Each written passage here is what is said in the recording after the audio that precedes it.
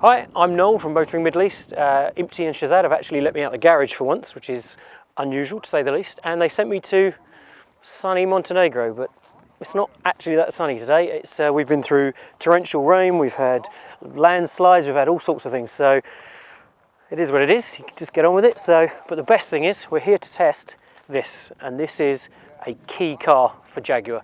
It's the new F-Pace. They're classing it basically as a performance crossover vehicle, SUV, whatever you want to call it.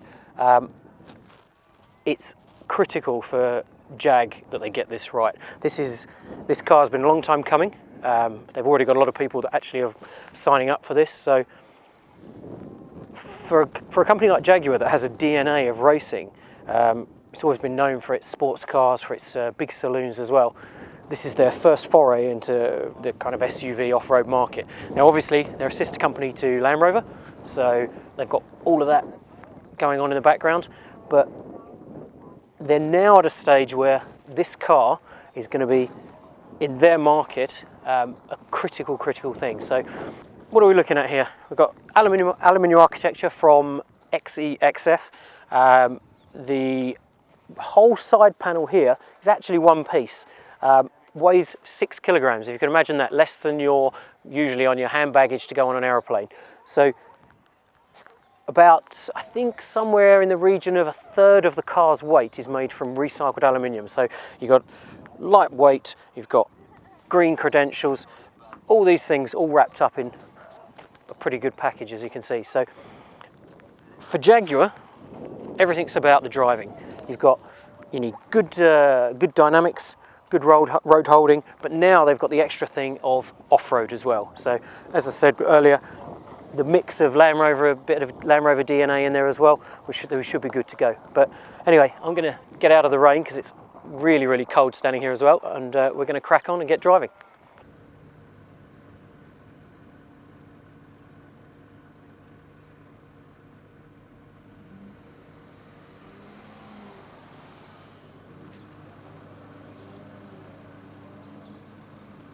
Okay, so here we are. We're in the new Jaguar F-Pace.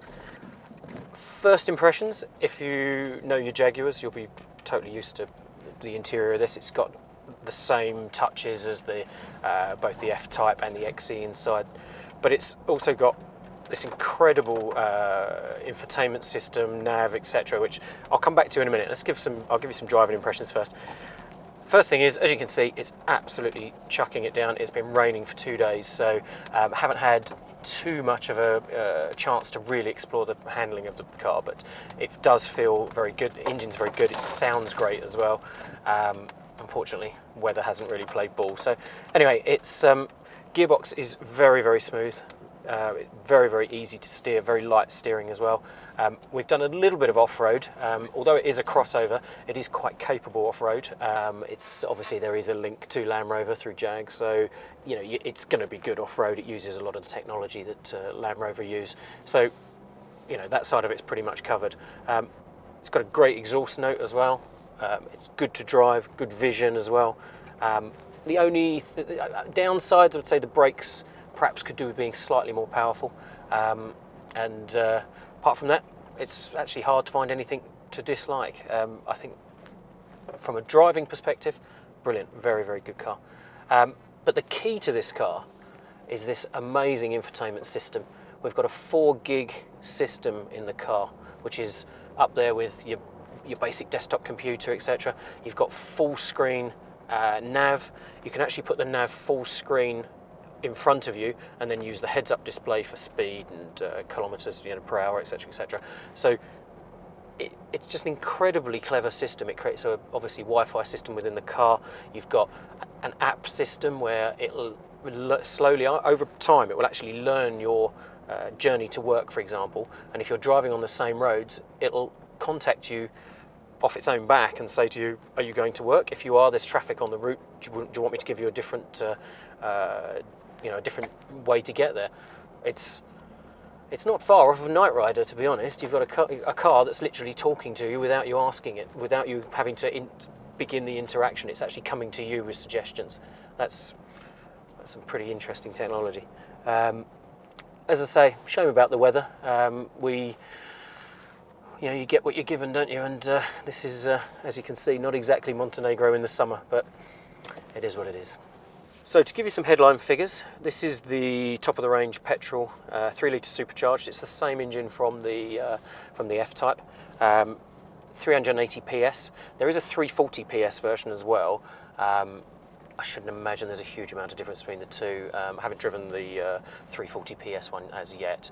8-speed gearbox as well, all-wheel drive, but 90% rear bias, although the car will switch that bias as required. So if you're losing grip at the front, it will, you know, twist it either way and work it out for you without you actually noticing. On some of these slippery, more slippery roads, we've actually seen that happening. We've had, you know, the car doing it for you, working out, you know, where it needs the grip and where it doesn't. Price-wise, you're looking at starting at 232,000 dirhams in the UAE, and you've also got a few options. You can have deployable side steps, tow bar, etc., etc. Those sort of things, which obviously are going to add to the price. Availability, cars available now. First cars, I think, arrive at the dealers within the next few days. So while we're here in Montenegro driving it, there'll be people actually collecting their the first of the F-Paces, which is good. So expect to see them on the road soon. So to wrap up, difficult to say really. I mean, obviously, you know, these are not Middle East conditions, as you can see. I haven't used one of these in a very long time, but so far, brilliant.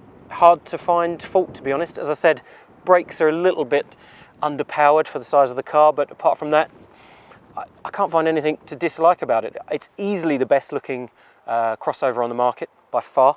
It's capable off-road, as much as you would need a crossover to be. Very comfortable inside, brilliant tech, unbelievable tech if anything. The ability to launch apps onto your screen in the car, the fact you can watch, you know, movies, you know, for your passenger, etc., etc., and you can actually even link your you could link your PS3 to the screen and have it on screen in the car as well. And I'd need another 20 minutes to talk to you about the tech in this car. It is brilliant. Good for the Middle East. As we said at the beginning, this is a critical car for Jaguar. They have to get this right. This will either sink or swim, and I think swimming is probably the best word for it, because frankly, it's very, very good.